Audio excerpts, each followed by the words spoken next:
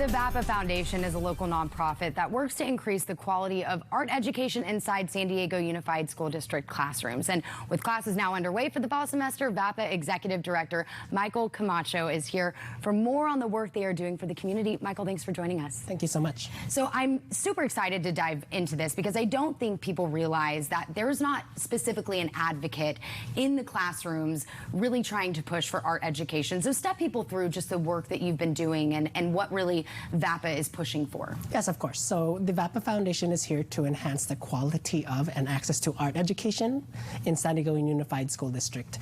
It was authorized to do this work by the Board of Education, and really I think a big piece of what we do is exactly what you said, art education advocacy.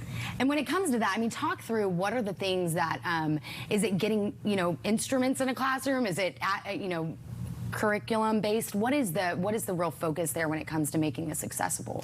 Yes, of course. I would say one of the main things that we do is really target needs. So addressing those gaps, doing a gap analysis and using data to target the needs of schools that demonstrate that need.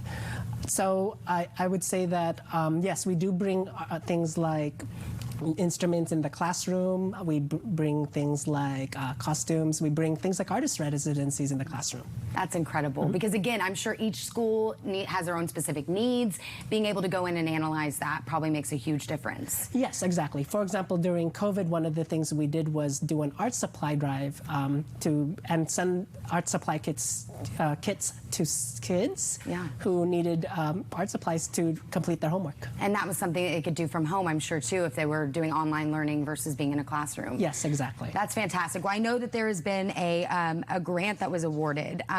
Talk about that. I mean, over $31,000. That's a huge, sum of money. I mean, talk about how that even came to be. Yes, of course. Well, this is the first time we're being funded by California Art Council, and it's through their regional state networks program.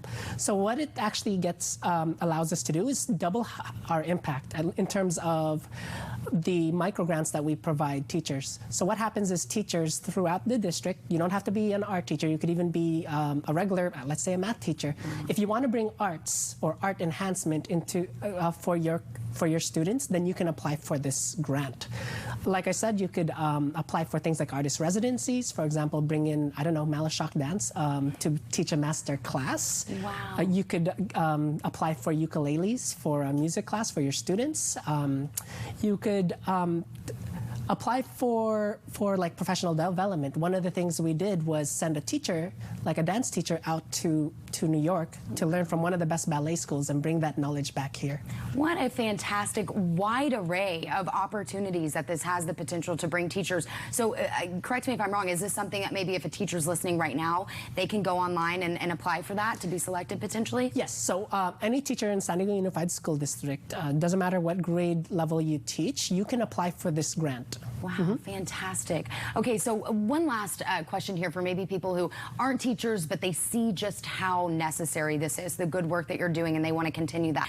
Where can they go? Can they give their money? Can they give their resources if they want to support this cause? Yes, of course. The place I would check out is vapafoundation.org, and you can learn all sorts of ways to get involved with our organization. And just to kind of briefly, this is a 5-year-old foundation, so still fairly new. I mean, how important is people's support? I think it's more important now than ever, especially because we're in this growth phase.